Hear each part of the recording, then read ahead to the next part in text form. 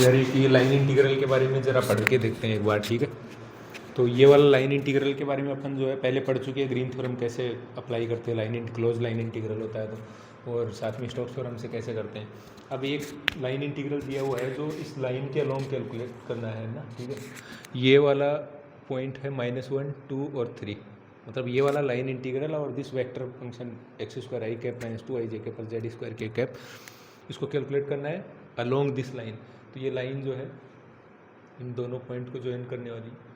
इसके along calculate करना है इस पॉइंट से इस पॉइंट देना। अब देखो पहले लाइन इंटीग्रल के बारे में मैं थोड़ा समझा देता हूँ, ठीक है। तो लाइन इंटीग्रल क्या,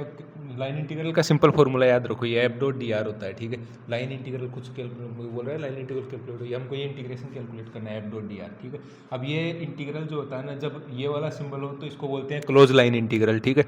और अगर मान लो ये सिंपल ये लाइन इंटीग्रल कैलकुलेट करना हो किसी, मतलब ऐसे दो लाइन को ज्वाइनिंग करने वाले कर्व के अलोंग, किन्हीं दो पॉइंट को ज्वाइन करने वाले किसी कर्व के अलोंग, तो उसको ओपन लाइन इंटीग्रल बोलते हैं, अगर क्लोज करो नहीं है तो, ठीक है। अब क्लोज करो होता है तब लाइन इंटीग्रल जो है वो कई सारे तरीकों से कैलकुलेट कर सकते हैं, लेकिन ओपन लाइन इंटीग्रल जो होता है ना, उसको कैलकुलेट करना है तो कोई थ्योरम व्योरम अप्लाई नहीं होती, यहाँ पे सीधा f.dr आपको कैलकुलेट करना है। तो लाइन इंटीग्रल कैलकुलेट जब भी करना है याद रखो बस f.dr ये वाला इंटीग्रल कैलकुलेट करना है, और इसमें dr जो होता है वो होता है dx i cap plus dy j cap plus dz k cap. और जब भी ये लाइन इंटीग्रल कैलकुलेट करो ना तो अपना ऑब्जेक्टिव रखो कि ये f.dr को लेके आओगे ना, तो f.dr जब करोगे तो ये सारा xyz का फंक्शन आएगा, ठीक है। और xyz का फंक्शन आना है तो हमको जो है एक रिलेशन दिया हुआ होगा, तो क्योंकि वो जो xyz की फंक्शन आया है ना, मतलब जैसे x y d x plus y square d y plus x y z d z, ऐसे उनको सबको किसी एक वेरिएबल के अंदर लाना पड़ेगा, और एक वेरिएबल में लाने तभी लाया जा सकता है जब कोई और दूसरा रिलेशन हमको एक्स वाई जेड में दिया हुआ होगा। तो यहाँ पे जैसे ये लाइन वाला रिलेशन दिया हुआ है, तो लाइन इंटीग्रल में ऑब्जेक्टिव एक ही रखो, जो एक्स वाई जेड के फंक्शन यहाँ पे बनेंगे d x d y d z के साथ में, उन सबको किसी एक वेरिएबल में लेके आना है, या तो एक्स में या तो वाई में जेड में, या फिर एक्स वाई जेड को पैरामीट्रिक फॉर्म में, मतलब टी वी जिसमें भी रिप्लेस करके लेके आओ उन सब में। बस इतना याद रखो, लाइन इंटीग्रल में कोई दिक्कत नहीं आएगी। ओपन लाइन इंटीग्रल जो है मतलब क्लोज करो नहीं है यहाँ पे, तब क्लोज लाइन इंटीग्रल उसका तो वीडियो हम देख ही चुके हैं, कई सारा तरीक़ों से उसको कैलकुलेट कर सकते हैं, ठीक है। तो इसको देखते हैं एक बार कैलकुलेट, शुरू से मैं इसको तरीके से कैलकुलेट कर दे रहा हूँ पूरा सॉल्यूशन। चल दे भाई, लाइन इंटीग्रल क्या होता है, f.dr, ये अलोंग दिस करो सी है ना। अगर ये क्लोज करो होगा तो इसके यहाँ पे वो मतलब सर्कल का सिंबल बना हुआ होगा। यहाँ पे डी आर क्या होता है, d r vector is equal to d x i cap plus d y j cap plus d z के कैप, ठीक है। और ये वाला इंटीग्रल कैलकुलेट करना है किसके अलोंग, इन दो पॉइंट्स के अलोंग। पहला पॉइंट है -1, 2 और 3, और ये करो के बारे में बोला है कि ये इन दोनों को जोड़ने वाला करो तो कुछ भी हो सकता है ना, पैराबोला भी हो सकता है, स्ट्रेट लाइन भी हो सकता है, और भी कोई करो हो सकता है ना, इनको जोड़ने वाले इन्फाइनाइट करो हो सकते हैं, लेकिन उन्होंने बोला है कि ये जो करो है ना इन दोनों को ज्वाइन करने वाला वो स्ट्रेट लाइन है। अगर मान लो स्ट्रेट लाइन नहीं बोलता कोई और करो होता तो उसकी इक्वेशन देता है फिर, ठीक है। और ये लाइन इंटीग्रल में डायरेक्शन बहुत इंपॉर्टेंट है, या इस पॉइंट से इस पॉइंट में कैलकुलेट करना है, ठीक है, क्योंकि वो लिमिट में देखना भी पता चलेगा डायरेक्शन क्यों इंपॉर्टेंट है। तो ये वाला मतलब इस लाइन के अलोंग कैलकुलेट करना है तो पहले तो लाइन की इक्वेशन चाहिए, और ये 3D में एक्स वाई जेड में लाइन की इक्वेशन कैसे निकालते हैं, x minus alpha upon l equal to y minus beta upon m equal to z minus gamma upon n, और इसको मान लेते हैं तीनों रेशियो है ना, इसको किसी टी के बराबर मान लेंगे। अब अल्फ़ा बीटा के कोई भी लाइन कैलकुलेट करनी हो ना 3D में या फिर 2D में, तब भी तो हमको दो कंडीशन चाहिए, एक पॉइंट और साथ में स्लोप। लेकिन 3D में क्या चाहिए, एक पॉइंट और साथ में उस लाइन के dr चाहिए, डायरेक्शनल रेशियो है ना। तो अल्फ़ा बीटा गामा क्या है, वो पॉइंट जिनसे ये लाइन पास हो रही है, कोई भी पॉइंट है ना, और साथ में LMN क्या है, उसके डायरेक्शनल रेशियो या डायरेक्शनल कोसाइन भी, ठीक है। तो यहाँ पे इन दोनों पॉइंट से पास हो रही है तो कोई सा भी एक पॉइंट ले लो आप, तो x+1 वो ले ले रहा हूँ, x+1 upon l equal to y minus 2 upon m equal to z minus 3 upon n. अब ये LMN कैसे कैलकुलेट करते हैं, LMN क्या होता है, इस लाइन इस लाइन की डायरेक्शन में कोई भी वेक्टर है ना, उसके आई cap j cap k cap के कोएफिशिएंट, ठीक है। तो ये वाला ये माइनस ये करेंगे तो 2 माइनस -1 कितना होगा 3, मतलब 2 माइनस ये वाला वेक्टर क्या आएगा, बी वेक्टर 3 आई कैप प्लस जे कैप प्लस 2 के कैप, ये लाइन के अलोंग वेक्टर हो गया, तो इसके कोएफिशिएंट लाइन के dr होंगे, ठीक है,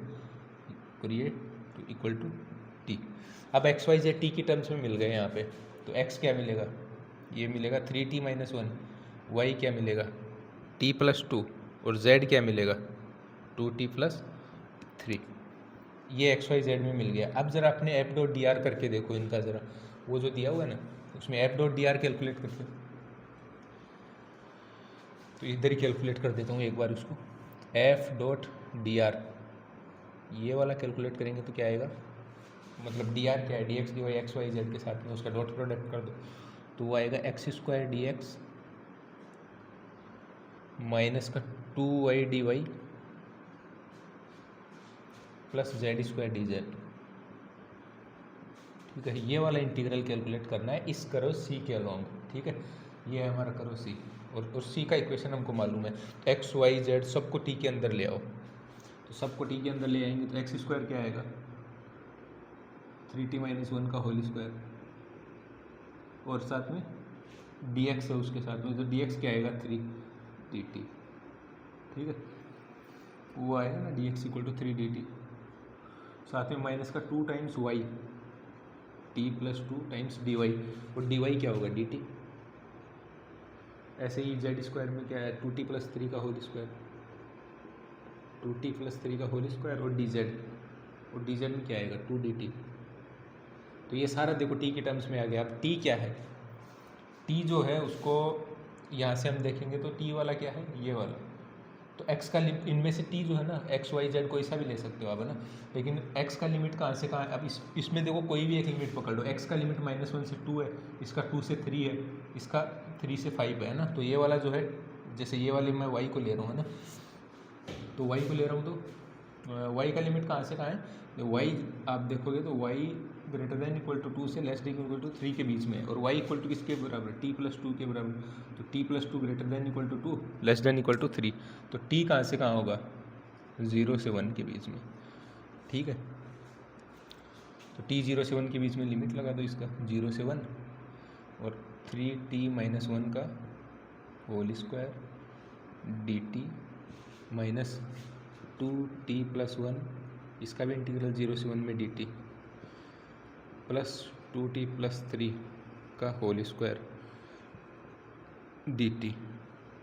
ये भी 0 से 1 में, तो इसका तो क्या होगा 3 टाइम्स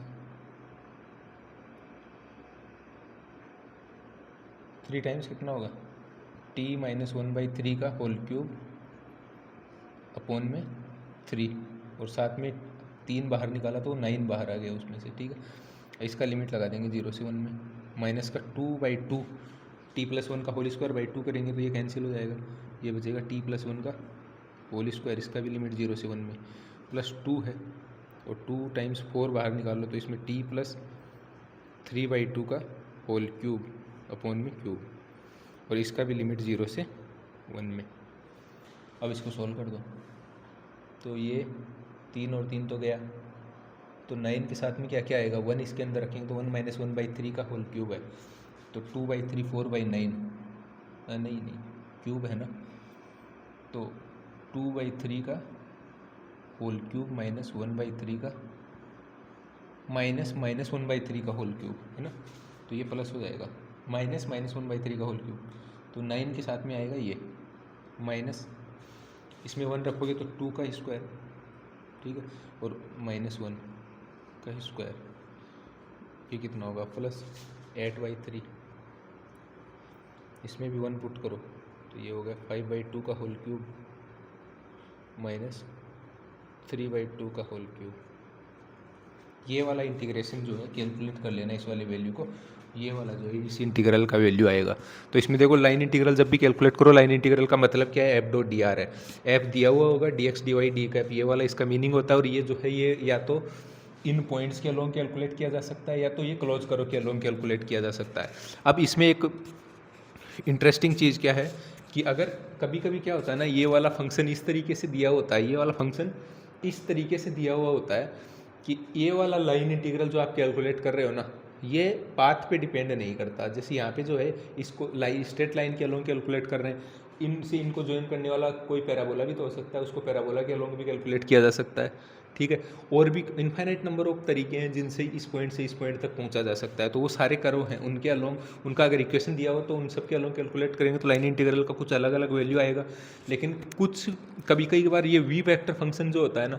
ये वेक्टर फंक्शन ये कुछ इस तरीके का होता है कि ये वाला लाइन इंटीग्रल जो है ना, ये सिर्फ एंड पॉइंट्स पे डिपेंड करता है, किस जो पाथ ट्रेवर्स कर रहे हैं ना उस पर डिपेंड नहीं करता है। अब वो वाली भी कुछ प्रॉब्लम्स देखेंगे कि कब जो है उस फंक्शन की क्या कंडीशन है उस तरह का होने की, ताकि ये लाइन इंटीग्रल जो है, मतलब ये फंक्शन एफ वेक्टर जो है ये किस तरीके का होना चाहिए ताकि ये वाला लाइन इंटीग्रल कैलकुलेट करिए सिर्फ एंड पॉइंट्स पे डिपेंड करे। तो उसके लिए एक कंडीशन होती है कि वो एफ वी वेक्टर जो है ना वो कंजर्वेटिव होना चाहिए। मतलब अगर उसका डेल क्रॉस वी आप कैलकुलेट करो और वो जीरो आ जाए, कर्ल मतलब उस वी वेक्टर का कर्ल कैलकुलेट कर रहे हैं और वो जीरो है, तो ये जो वी वेक्टर है ना उसको हम कंजर्वेटिव बोलेंगे। कंजर्वेटिव फील्ड जब भी होता है तो उसके उस कंजर्वेटिव फील्ड के अलोंग लाइन इंटीग्रल कैलकुलेट करते हैं ना, तो वो सिर्फ और सिर्फ एंड पॉइंट्स पे डिपेंड करता है, पाथ पे डिपेंड नहीं करता है, ठीक है। वो तो इसको स्ट्रेट लाइन, तब अगर वो कंजर्वेटिव होता तो आप चाहे इसको स्ट्रेट लाइन के अलोंग कैलकुलेट करो, चाहे पैराबोला के अलोंग कैलकुलेट करो, चाहे किसी भी पाथ के अलोंग कैलकुलेट करो, वो इंटीग्रल का वैल्यू सेम आएगा क्योंकि एंड पॉइंट्स पे डिपेंड करता है उस केस में। तो इस वाले का एक बार कर्ल कैलकुलेट करके देखते हैं ज़रा क्या आता है। I cap j cap k cap del y del x del y और डेल वाई जेड, ये कितना एक्स स्क्वायर माइनस 2y और ये जेड स्क्वायर। तो ये वाला कैलकुलेट करेंगे तो आई कैप के साथ में क्या आएगा, ये और ये वाला तो जीरो हो गया, माइनस जे कैप के साथ में क्या आएगा, ये एक्स के वाला जीरो, जेड वाला भी जीरो, ये भी जीरो हो गया, प्लस के कैप कैलकुलेट कर रहे हैं, के कैप किसके साथ है, इसके साथ वाई, इसके साथ में एक्स में, ये भी जीरो। इसका मतलब वो वेक्टर फील्ड जो है ना, वो वाला वेक्टर फील्ड कंजर्वेटिव है। यहाँ पे कर्ल कितना आया, डेल क्रॉस वी कितना आया, जीरो आया। डेल क्रॉस वी अगर जीरो आ गया, डेल क्रॉस वी जीरो आया, इसका मतलब वो वी वेक्टर जो है वो कंजर्वेटिव है, और कंजर्वेटिव है तो यहाँ पे स्ट्रेट लाइन के अलोंग कैलकुलेट किया है ना, स्ट्रेट लाइन के अलोंग कैलकुलेट करो चाहे किसी पाथ के अलोंग कैलकुलेट करो, है ना, वो आंसर सेम आएगा। इसको ज्वाइन करने वाला कोई और करो उसके अलोंग भी कैलकुलेट कर सकते हैं। या फिर अब एक इसमें मैं बता देता हूँ अच्छा सा वाला चीज़ कि जब एफ वेक्टर जो होता है ना वो कंजर्वेटिव होता है, अगर एफ वेक्टर कंजर्वेटिव है, मतलब ये जो यहाँ पे एफ क्या है हमारा वी है ना, वी या एफ, ये जो इसमें लाइन इंटीग्रल में एफ है ये कंजर्वेटिव होता है, मतलब इसका अगर कर्ल जीरो है, अगर इसका कर्ल जीरो है तो हम इस एफ वेक्टर को कोई एक स्केलर फंक्शन ऐसा होगा एफ, उसको ग्रेडियंट में डालेंगे तो उस देख कोई स्केलर फंक्शन को ग्रेडियंट में डालेंगे तो वो वेक्टर फंक्शन आएगा, ठीक है। तो ये एफ वेक्टर जो है ना कंजर्वेटिव होने के केस में इसको ग्रेड एफ की फॉर्म में रिप्रेजेंट किया जा सकता है, मतलब किसी स्केलर फंक्शन की ग्रेडियंट के फॉर्म में रिप्रेजेंट किया जा सकता है। मतलब आपको उस केस में, मतलब इसके ये वाला जैसे यहाँ पे ये वाला कंजर्वेटिव है तो कोई ना कोई एक स्केलर फंक्शन ऐसा होगा, उसको इस ग्रेडियंट में डालोगे तो वो फंक्शन निकल के आएगा, ठीक है। अब ऐसा फंक्शन आपको इमेजिन करना पड़ेगा, और गेट में ऐसे क्वेश्चन भर भर के आए हुए हैं। इस वाली पर्टिकुलर प्रॉब्लम पे गेट में है ना भर भर के प्रॉब्लम आए हुए हैं, और इसमें आपको इमेजिन करना है एक ऐसा स्केलर फंक्शन आपको इमेजिन करना है, उसको मन में ही ग्रेडियंट में जो है वो डाल के देखो कि ये वाला वेक्टर फंक्शन निकल के आए तो क्या होगा वो फंक्शन। देखो जब इसको पहली बार ग्रेडियंट में डालेंगे तो ग्रेडियंट क्या, इसमें एक बार मिटा दे रहा हूँ, ठीक है, इन्हीं सब चीज़ों को मिटा दे रहा हूँ।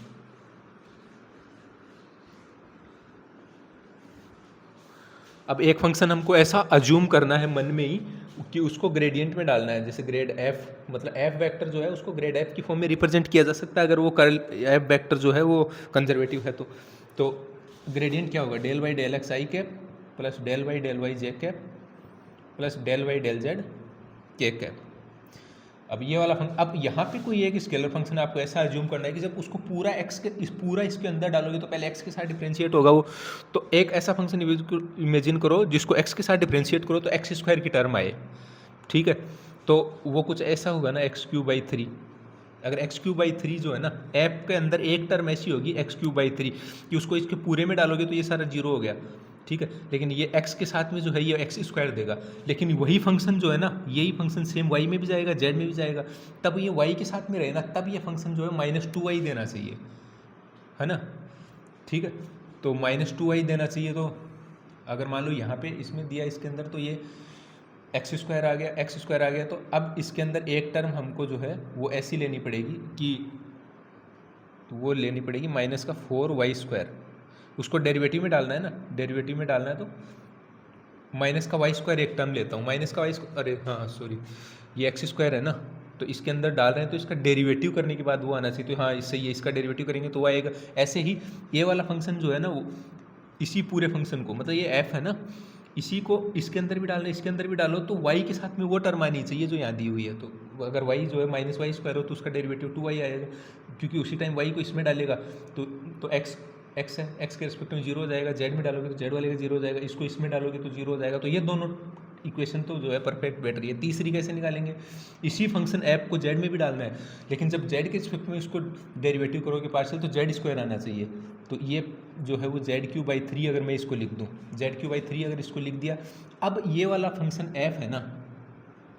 अब इस पूरे फंक्शन को उसमें डाल के देखो वो वाला निकल के आएगा। तो मैं इसको ऐसे लिख सकता हूँ ना,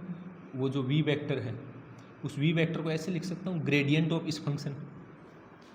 है ना, ग्रेडियंट ऑफ इस फंक्शन रिप्रेजेंट कर सकता हूँ। और ग्रेडियंट ऑफ इस फंक्शन रिप्रेजेंट कर सकते हैं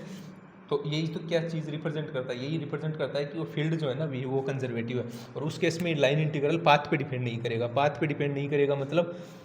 आप जो है वो ये फंक्शन सीधा निकाल लिए, इसी के अंदर वैल्यू डाल दो 2, 3 और 5, बस इसी में लिमिट लगा दो। अब सीधा ये जो ऐप आया ना, ऐप में लिमिट लगाओगे तो क्या आएगा, 2 को डालो, इसको 2 डालोगे तो 8/3 -9 प्लस 125/3।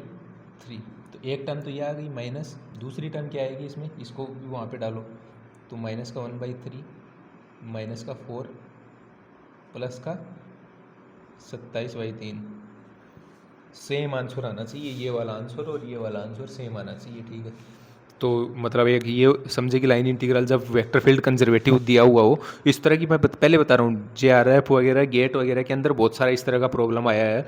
जिसमें ये फील्ड जो है ना ये कंजर्वेटिव दे दे, और कंजर्वेटिव दे तो जो हमने लाइन इंटीग्रल इक्वेशन निकाल के इतना सारा कैलकुलेशन किया ना वो करने की जरूरत ही नहीं। आप सिंपल एक ऐसा स्केलर फंक्शन एज्यूम करो जिसको ग्रेडियंट में डालो तो वो वेक्टर फंक्शन निकल के आए, वो तभी निकल के आएगा। ध्यान रखना पहले कर्ल चेक कर लेना उसका कि वो कंजर्वेटिव है कि नहीं, ये प्री कंडीशन है उसके लिए। अगर ये 0 है, कर्ल 0 है तो गारंटीड वो ग्रेड एफ की फॉर्म में रिप्रेजेंट होगा, ठीक है। और वो एफ आपको इमेजिन करना पड़ेगा। आप एफ स्केलर फंक्शन इस तरीके से एज्यूम करो कि उसको ग्रेडियंट में डाल रहे हैं तो वो वेक्टर निकल के आ रहे हैं, क्योंकि ग्रेडियंट वेक्टर देता है ना, अब वो इमेजिन करना पड़ेगा आपको एग्जाम में, और वो प्रैक्टिस से हो जाता है, ठीक है। वैसे इसको निकालने का दूसरा तरीका भी जब इमेजिन करने की जरूरत नहीं पड़ेगी, लेकिन उसमें कैलकुलेशन करनी पड़ेगी, तो इससे अच्छा तो लाइन इंटीग्रल कैलकुलेट करने पड़ेगा, कर लेना फिर तो ये और ये दोनों आंसर जो है वो सेम आने चाहिए, कैलकुलेट करके देख लेना सेम ही आएंगे, ठीक है। तो ठीक है, लाइन इंटीग्रल और सरफेस इंटीग्रल ये यहाँ तक खत्म हुआ। अभी डाइवर्जेंस थ्योरम बची हुई, डाइवर्जेंस थ्योरम का कुछ जो है अभी अगले वीडियो में लेके आऊँगा, ठीक है। Thank you.